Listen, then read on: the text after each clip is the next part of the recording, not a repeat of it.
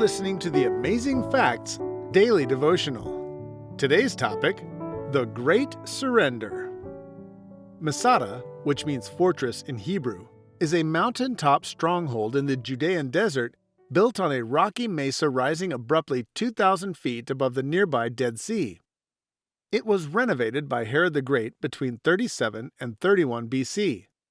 When Jerusalem was taken by the Romans in AD 70, the last remaining rebels, a Jewish sect known as the Zealots, revolted and seized the fortress in their last stand against Roman rule.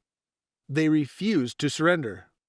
With plenty of food and water, this group of about 1,000 men, women, and children, led by Eleazar ben Jair, held off the whole Roman army for more than 2 years.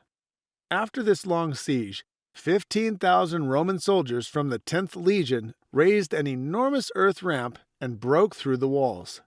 They found the bodies of over 960 men, women, and children, victims of a suicide pact to keep the Romans from taking them as slaves. All but 7 killed themselves, rather than yield to their enemies. The Masada site was rediscovered in 1842 and extensively excavated by archaeologist Higael Yaden between 1963 and 1965.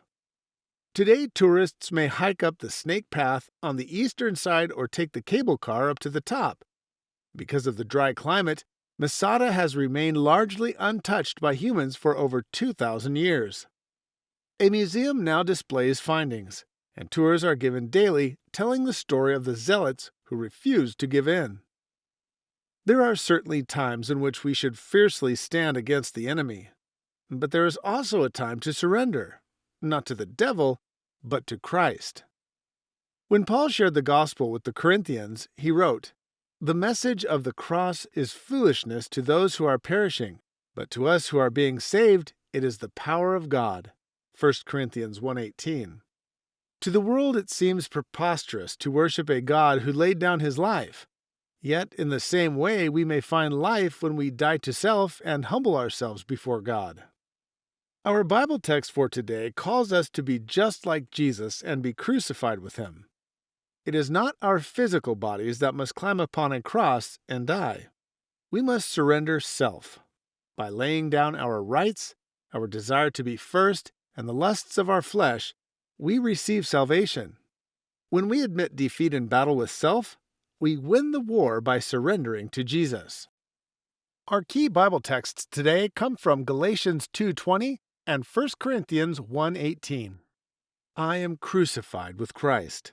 Nevertheless I live, yet not I, but Christ liveth in me. And the life which I now live in the flesh, I live by the faith of the Son of God, who loved me and gave himself for me. For the preaching of the cross is to them that perish foolishness, but unto us which are saved, it is the power of God. Thank you for listening to the Amazing Facts Daily Devotional.